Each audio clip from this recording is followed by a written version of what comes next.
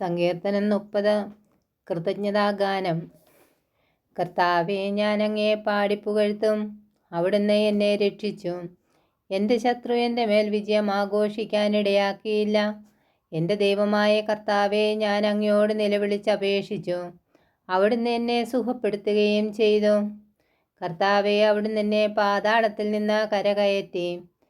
മരണഗർത്തത്തിൽ പതിച്ചവരുടെ ഇടയിൽ നിന്ന് എന്നെ ജീവനിലേക്ക് ആനയിച്ചു. കർത്താവിൻ്റെ വിശുദ്ധരെ അവിടുത്തെ പാടിപ്പുകഴ്ത്തുവിൻ. അവിടുത്തെ പരിശുദ്ധ നാമത്തിന് കൃതജ്ഞതയർപ്പിക്കുവിൻ. എന്തെന്നാൽ അവിടുത്തെ കോപം നിമിഷ നേരത്തേക്കേ ഉള്ളൂ. അവിടുത്തെ പ്രസാദം ആജീവനാന്തം നിലനിൽക്കുന്നു. രാത്രിയിൽ വിലാപമുണ്ടായേക്കാം, എന്നാൽ പ്രഭാതത്തോടെ സന്തോഷത്തിൻ്റെ വരവായി. ഞാൻ ഒരിക്കലും കുലുങ്ങുകയില്ലെന്ന് ഐശ്വര്യകാലത്ത് ഞാൻ പറഞ്ഞു. കർത്താവെ, അങ്ങയുടെ കാരുണ്യം എന്നെ ശക്തമായ പർവ്വതത്തെ പോലെ ഉറപ്പിച്ചിരിക്കുന്നു.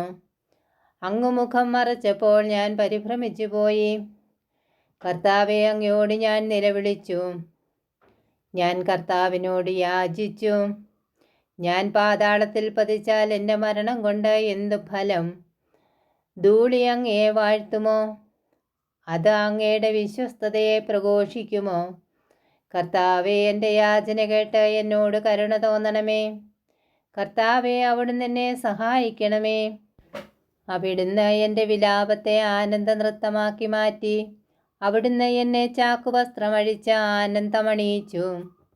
ഞാൻ മൗനം പാലിക്കാതെ അങ്ങയെ പാടിപ്പുകഴ്ത്തും. ദൈവമായ കർത്താവെ, ഞാൻ അങ്ങേക്ക് എന്നും നന്ദി പറയും.